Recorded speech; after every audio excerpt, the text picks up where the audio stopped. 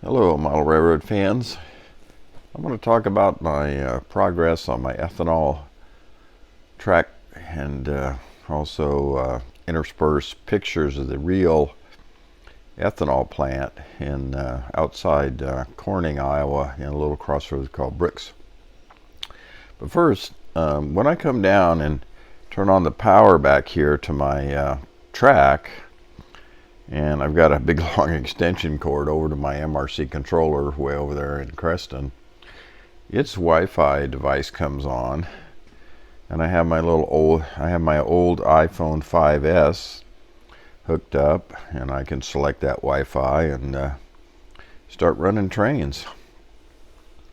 So yeah, here's the way it looks right now. That's the ethanol plant I bought already pre-built. I'm thinking about maybe a background image of more plant type stuff. The only thing I've seen is an oil refinery. I'm not sure that's appropriate, but I don't know. I'll think about it over the winter. I got this little truck here for half price, $8. It cost me $11 in shipping though, so I didn't save any money. But I got it. I thought it was cute. But what happens at the real plant is these big grain hauler trucks will come in. That's not one of them. I'll have to get some. But they'll come in on a road like this. They'll go through a weigh station. And then they'll come up along here. And they'll go in and they'll dump their loads inside this building.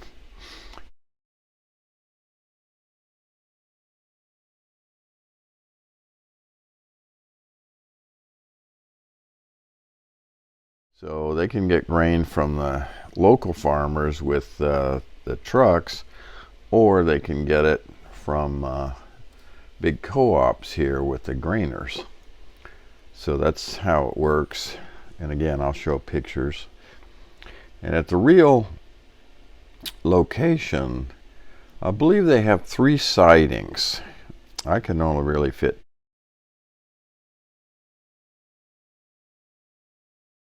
in here, but they're storage sidings. But one of them has where they load the tank cars with the ethanol.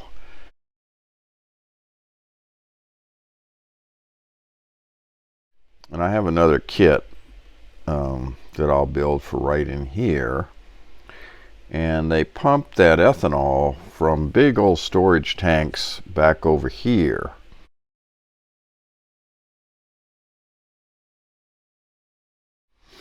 And I have to get something like that.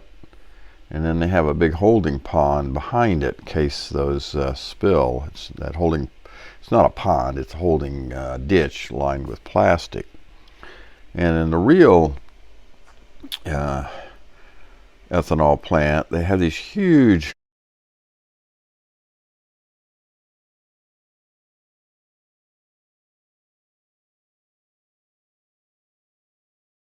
grain storage devices out in here in front of this building. Well, I can't do that, so I'm going to put them behind there. So I'm going to have some grain bins. They won't be huge, but I have some grain bins here. And then I'll have piping to go from here down over to my big storage tank, and then piping to cross the tracks like I did over in Cargill.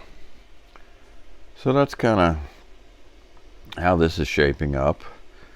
And this is all I'm going to do to it this summer. But I want to explain a little bit about Electrofrogs. These are Pico Electrofrogs. Let me just explain those a little bit, why I like them. I like them because I hate dead frogs, and that's all kinds of dead frogs in my original layout. So with Electrofrog, you have to have power at the entrance and at the diverging route and the straight route. And you put insulated joiners here. So that's why you have to have power here. The Electrofrog will carry power up through here, but you need to power it here. So because I have these 2 switches so close together, this this piece in here powers both the entrance to this and the diverging exit on this one. And then over here, where I have the switch coming out of this into here into another switch almost right away, I have a little short piece here where I can put the power here. So you always have to have power on each side of your switch. And you know, the drawback of these switches is if it's set wrong, it just immediately shorts out the locomotive or shorts out your controller. But I'm okay with that, you know, just teaches me to get my settings right. So anyway, on these long spaces, I need power on this end here, but I've got it way down here in the middle. And this one, that's the only one I have on. Oh, I have one way down here too, I guess. No, I don't. But that's fine, because it, as you've seen in my previous video, that power will flow a long ways. So anyway, that's a little something about Electrofrogs. And I see Mark is ready to head out with his team, including those Canadian zombies, since all the track work is done. So good luck to you, Mark, on your trip north.